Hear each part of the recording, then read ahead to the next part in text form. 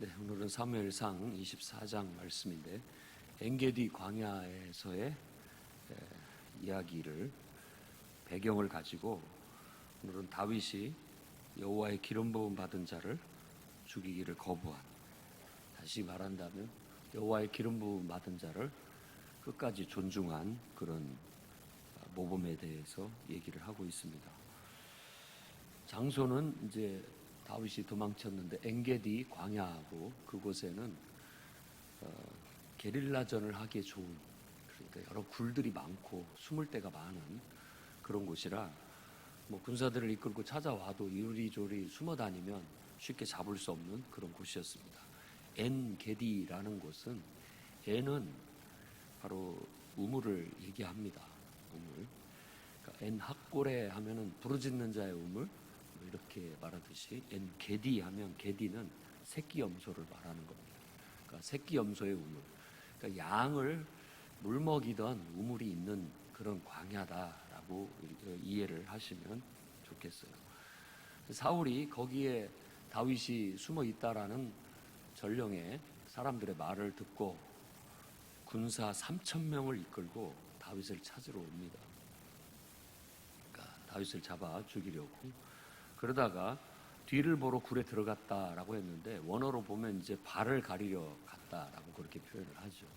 발을 가리려 갔다라는 표현은 관용적인 표현으로서 이제 용변을 보러 굴에 들어간 것으로 그렇게 보입니다. 근데 그게 하필 그 굴에 다윗이 자신의 군인들과 용사들과 함께 숨어 있던 굴이었던 거예요.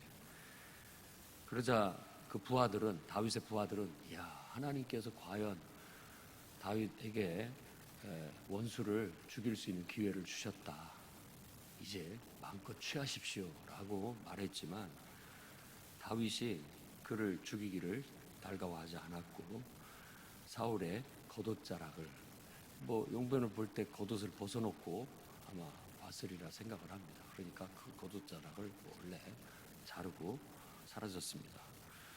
그리고 난 다음에도 5절, 6절 이 말씀에 의해 오늘 핵심이라고 할 수 있겠는데, 다윗이 마음이 찔려 여호와의 기름 부음 받은 내 주를 치는 것을 여호와께서 5절, 6절에 치는 것을 여호와께서 금하시는 것이다 라고 그렇게 얘기를 합니다. 그러니까 하나님께서 그건 금하시는 것이기 때문에 해서는 안 될 일이다 라고 스스로도 마음을 다잡고 또 자기의 부하들에게도 그와 같은 분명한 원칙을 세워주게 되는 겁니다. 그래서 결국은 다윗이 부하들에게도 사울을 해하지 못하게 했고, 사울 왕이 나가서 군대를 이끌고 갈 때 좀 어느 정도 거리가 떨어졌을 때 그 굴에서 다시 나와 다윗이 왕에게 소리 지릅니다. 호소를 하는 거죠. 다윗이 사울 왕을 죽인다고 누가 그러더냐, 나는 왕에게 아무런 죄가 없다, 왕에게 범죄한 일도 없다라고 호소하면서 그가 자른 왕의 옷자락을 보여줍니다. 그리고 저는 절대 왕을 죽일 의사도 없고 죽일 이유도 없고 뜻도 없다라고 그렇게 분명하게 밝힙니다. 그러면서 하는 소리가, 이스라엘의 왕이 되신 분이 누구를 쫓아왔습니까? 죽은 개나 벼룩, 하찮은 존재다라는 뜻이죠. 정말 하찮은 존재를 위해서 군대를 일으킨다는 건 그렇습니다. 왕의 패단을 사무엘이 왕정을 세울 때 늘 얘기했잖아요. 왕의 패단은 이런 겁니다. 그에게 군사가 생기고 힘과 권력이 생기게 되면 그것들을 국가를 보호하고 백성들을 보호하는 데 써야 되는데, 이렇게 사사롭게 개인의 정적들을 제거하기 위해서 3,000명이라는 군대를 이끌고 나오는 것은 부질없는 짓이다.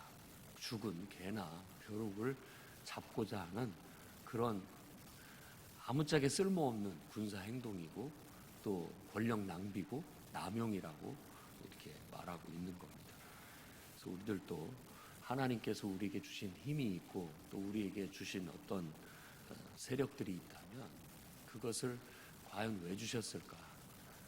나 일신의 개인적인 이익과 유익만을 위한 것인가 한번 곰곰이 생각해 봐야 되고, 그 모든 것 속에는 적어도 우리 성경의 가르침 속에 11조 정신처럼 적어도 10분의 1은 하나님께 돌려드리고 또 하나님과의 연관을 맺음으로 인하여 결국 그 모든 것들이 공익을 위해서 쓰여지는 그런 꼬투리를 두지 않는다면 우리가 하나님 앞에 칭찬받을 수 없다는 걸 기억해야 됩니다. 그래서 하나님께서 지금 나에게 이런 은혜와 축복을 주신 것은 이렇게 하나님께서 쓰시라고, 또 많은 사람의 유익과 또 기쁨을 위해서, 또 하나님 나라를 위해서 쓰라고 하나님께서 주셨다라는 사실을 잊지 않고 올바르게 쓰게 된다면 여러분들이 하나님이 받은 축복이 더 오래가고 영구하리라 믿습니다. 결국 사울 왕의 이와 같은 어리석음은 그의 왕위를 스스로 단명하게 하는, 단축시키는 결과를 가져오게 된 겁니다. 이 말을 듣고 사울 왕이 크게 감명을 합니다. 죽었다가 살아난 것으로 생각을 했기 때문에 그렇겠죠. 16절에서 22절에 사울은 다윗을 인정하고 돌아가게 된다는 걸 보여줍니다. 17절에 나는 너를 학대하되 너는 나를, 17절 말씀에 너는 나를 학대하되, 나는 너를 학대했지만 너는 나를 선대하여 너는 나보다 의롭도다 라고 그렇게 인정을 합니다. 선으로 악을 이긴다는 것은 이것이 아닌가 하는 그런 모범을 우리에게 보여주는 것 같습니다. 그가 하는 말은 하나님께서 선으로 너의 행위를 갚으실 것이다. 네가 선을 행했으니까 더 나아가서 네가 반드시 왕이 될 것이다. 그리고 이스라엘 나라가 네 손에 의해서 견고해질 것이다. 예언 아닌 예언을 하게 됩니다. 그러니까 적이었지만 그런 거죠.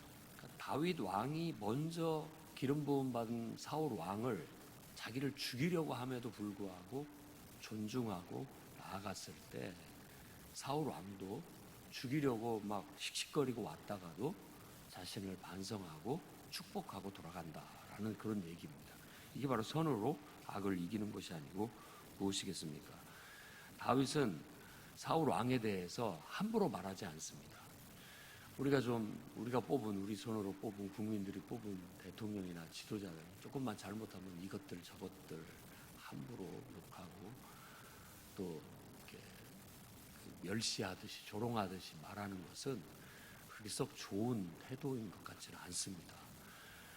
어찌 됐든지 간에 우리가 뽑은 우리 나라를 대표하고 또 그나마 중요한 일들을 하는 분들에 대해서 존중할 건 존중하면서 또 옳지 못한 건 옳지 못하다라고 그렇게 말할 수 있어야지, 그냥 조롱하듯이 애나 어른이나 할 것 없이 다 그런 식으로 말하는 그런 풍토는 굉장히 우리 스스로가 하늘을 보고 침을 뱉는 것 격이고 우리 스스로를 낮추는 행위라고 생각을 해요. 그래서 이런 말씀을 보더라도 끝까지 존중할 자는 존중한다. 잘못은 잘못이지만 정확히 이 다윗도 내 주라고 그렇게 얘기하고 나의 아버지라고 그렇게 얘기하고 이스라엘의 왕으로 이렇게 존대해서 분명하게 말을 합니다. 한 번도 폄하해서 원수 뭐 이런 식으로 말하는 법은 없다라는 겁니다. 그러니 우리들도 항상 지킬 건 지키면서 또 싸울 건 싸우고 따질 건 따질더라도 예의 바르게 또 하나님이 세우신 권위를 무시하지 않는 그런 태도를 가져야 됩니다. 그러니까 권위주의는 아니지만 권위가 없으면 세상의 질서나 또 여러 가지 모든 체계가 혼란스러워질 수 있다라는 거예요. 누구도 그런 얘기를 했습니다. 민주정의 폐단은 이게 자꾸 자유라는 것을 자꾸 주면서 존중해 주다 보면 나중에는 자유를 조금만 제한을 해도 막 나한테 잘못을 저질렀다는 식으로 사람들이 일어나게 되고, 그러다 보면은 어떻게 되느냐, 아버지가 자식을 책망할 수 없게 되고, 또 자식들이 아버지를 무시하는 그런 일들이 생기게 되고, 또 나아가 선생들이 학생들을 마음대로 다스릴 수가 없고 학생들이 선생을 무시하는 일들이 벌어진다고 했어요. 근데 그게 BC 400년 전에 쓰여진 책인데도 불구하고 지금 그런 일들이 비슷하게 가고 있어요. 민주정의 폐단이 이렇게 드러나고 있는 거라고 볼 수 있는 것이죠. 자유라는 것은 한도 끝도 없이 달라고 해요. 한도 끝도 없이. 그러다 보니까는 조금만 좀 그렇게 하면 안 돼 이렇게 얘기를 하면 지금 나를 이렇게 억압하는 거냐, 나의 자유를 구속하는 거냐, 이런 식으로 사람들이 나오기 때문에 그렇게 된다는 겁니다. 결국은 그렇게 가다 보면 세상의 질서나 또 세상의 여러 가지 체계들이 붕괴가 되어서 뭐가 나오느냐, 참주가 나온다고 해요. 참주. 그 말은 독재자를 말하는 겁니다. 독재. 그러니까 자꾸만 그렇게 가면 갈수록 한쪽에서 독재자가 양성이 되는 거예요. 그래서 국민들의 지지를 받는 듯 하면서 결국은 그 사람 국민들을 뒤에 업고 결국은 자기의 정적들을 다 제거하고 나중에는 뭐가 되느냐, 자기를 이렇게 지지해서 세운 민중들까지도 억압하게 되더라라는 것이 지금까지 역사 속에서 보여주는 이 흐름이에요. 사람들은 묘합니다. 그렇게 갈 수밖에 없어요. 그렇기 때문에 우리 스스로가 폐단들을 이렇게 함부로 하는 어리고 미숙한 사람들의 그런 태도들을 그냥 보고 넘어가는 것은 좋지 않은 것 같습니다. 또 그런 기류에 우리가 합류하는 것도 좋지 않은 것이고요. 항상 권위를 중요하게 여기고 또 질서나 체계를 중요하게 여기고 그런 것들을 잘 지키는 가운데서 항상 우리가 추구해야 할 것은 하나님의 영광과 하나님의 뜻과 역사를 이루어가는 데 초점을 맞추는 게 필요한 거예요.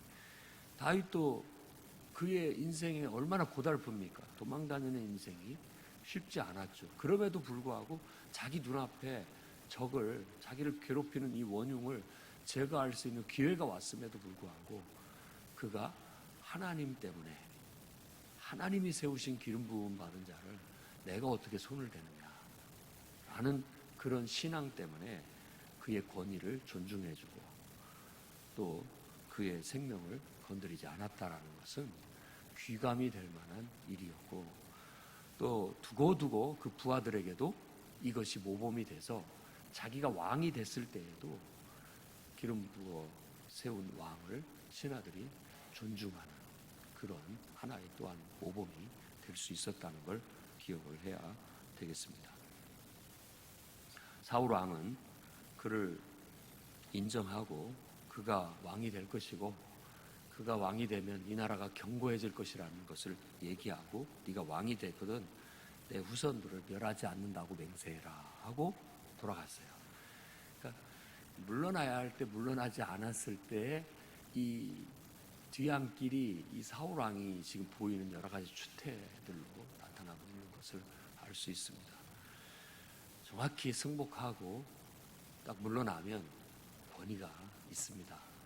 그러나 그걸 인정하지 않고 계속해서 지지부지 끌고 가면서 그걸 어거지로 아무리 안 물러나려고 해도 어쩔 수 없이 결국은 물러날 수밖에 없는 것인데도 불구하고 그런 것이죠. 한쪽 마음에서는 벌써 인정을 하고 있어요. 근데 한쪽 마음에서는 그러지를 못하는 거죠.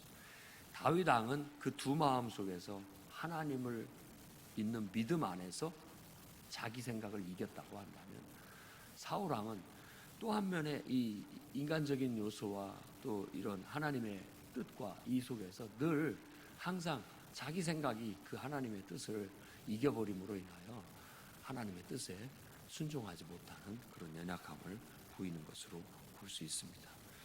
결국 그 맹세하라는 그 말에 의해서 다윗은 사울과 요나단이 다 죽고 난 후에 남은 그의 아들 요나단의 아들 무비보셋을 끝까지 잘 지켜준다, 친절을 베푼다라고 성경은 우리에게 바라고 있습니다. 오늘도 이 말씀을 통해서 저와 여러분들이 정말 선으로 악을 이기라는 성경의 말씀을 다시 한번 묵상해보고 그 하나의 중요한 모범이 여기에 나타나 있다. 그래, 이렇게 우리가 권위를 존중하고 지킬 건 지키면서 우리 할 말은 하고 나가야 되겠다라는 그런 실천이 있기를 바라고, 또한 항상 내게 주신 능력, 물질이 됐든 또 여러 가지 재능이 되었든 그 모든 것들이 사사롭게 일신만을 위해서 쓰여지지 않고 적어도 공익을 위해서는 내가 그걸 쓸 수 있는 10분의 1만큼은 드릴 수 있는 그런 신앙을 가져야 되겠고, 내 모든 것들이 더 많은 사람의 유익을 줄 수 있다는 그것이야말로 가장 아름다운 것이고 고귀한 것이라는 걸 깨닫고 실천해 나아가시기를 주의 이름으로 축원합니다. 기도하겠습니다.